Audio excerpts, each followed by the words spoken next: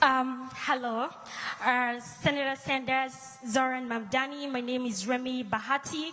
I'm a Ugandan-born, Columbia-educated journalist. I have a question. Probably you can both answer it.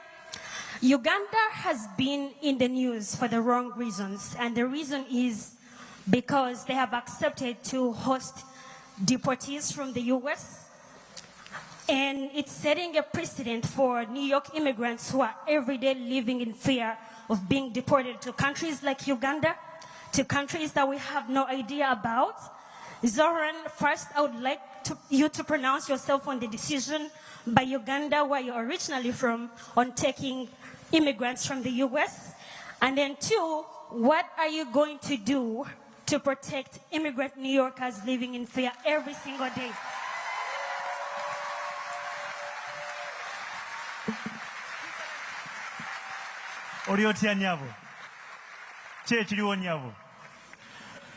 So I have to say a few words in Luganda to begin, because I'm a New Yorker, I'm an American, and also Ndimuna Uganda.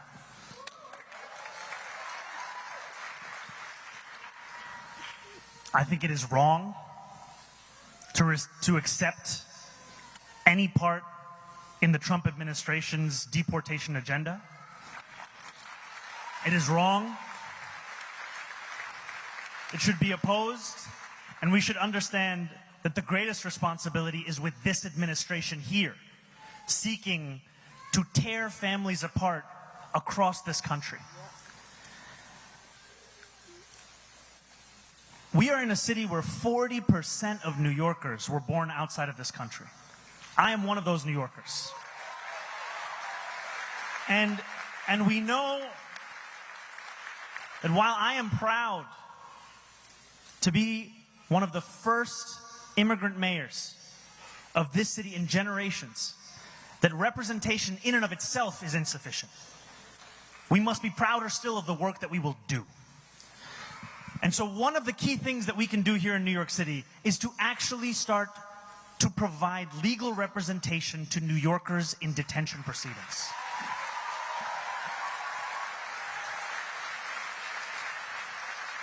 There are tens of thousands of New Yorkers who are in immediate danger of deportation. And City Hall has only assisted fewer than 200. Fewer than 200. And the reason is not simply an illustration of our values that we are betraying that. It's because we know that this is effective.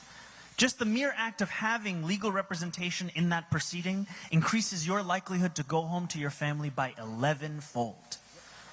11-fold. And so one of the first priorities of my administration will be to increase funding by tens of millions of dollars to scale up this program such that we do everything in our power to ensure that immigrant New Yorkers are not living in fear across this city.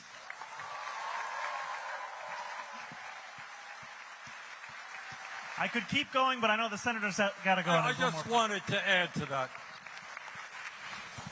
This idea of picking people up off the street with men who have masks around their faces, throwing them into vans, taking them to God knows where, and then deporting them to countries where they know nobody is beyond unspeakable. It is disgusting.